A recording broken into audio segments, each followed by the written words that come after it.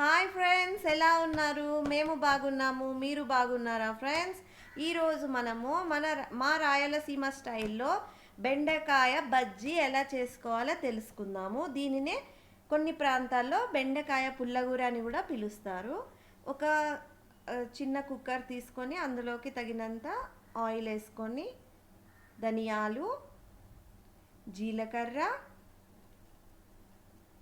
కొంచెం మెంతులు, ఒక ఉల్లిపాయ, మీడియం సైజుది ఒక ఉల్లిపాయ, పచ్చిమిరపకాయలు, శుభ్రంగా కడిగి కట్ చేసుకున్నటువంటి బెండకాయలు,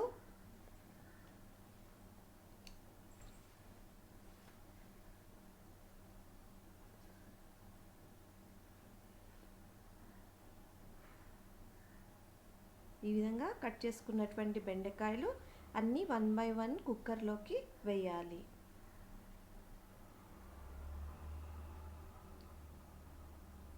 ఇది అన్నంలోకి, చపాతీలోకి చాలా బాగుంటుంది ఫ్రెండ్స్.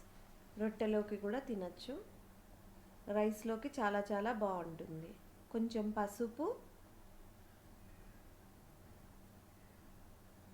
కరివేపాకు, కొత్తిమీర,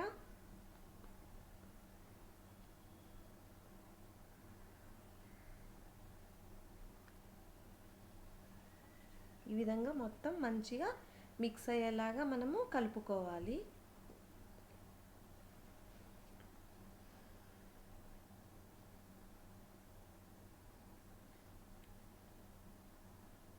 ఆ తర్వాత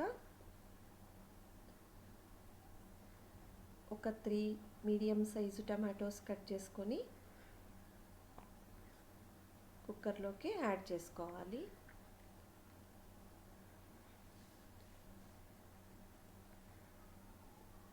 కొంచెము వెల్లుల్లి, ఒక 4-5 రెబ్బల వెల్లుల్లి వేసుకొని మంచిగా కలుపుకోవాలి.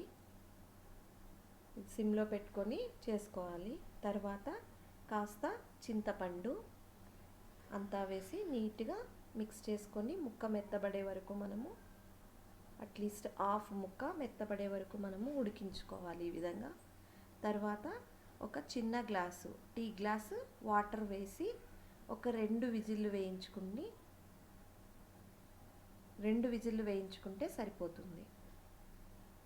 చిన్న టీ గ్లాస్ అంతా వాటరు, ఎక్కువ వేస్తే బాగోదు ఫ్రెండ్స్.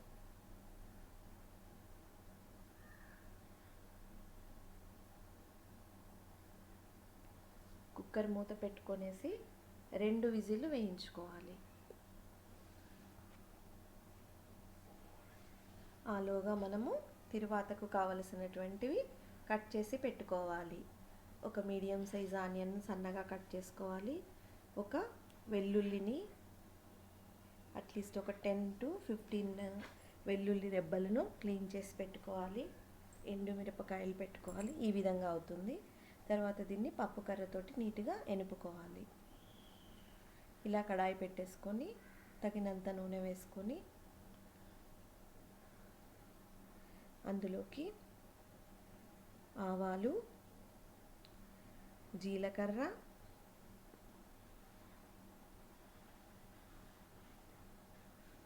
ధనియాలు,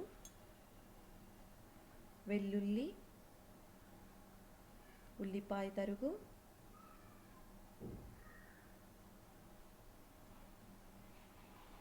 ఎండుమిరపకాయలు,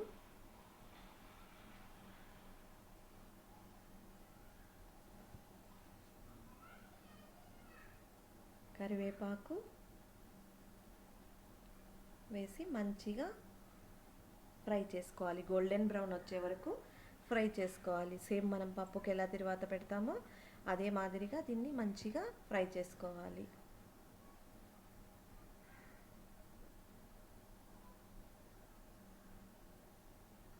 ఇలా గోల్డెన్ బ్రౌన్ వచ్చిన తర్వాత మనము పప్పు కర్రతో ఎనిపి పెట్టుకున్నటువంటి బెండకాయ బజ్జీని ఇందులోకి వేసుకొని మంచిగా కలుపుకోవాలి.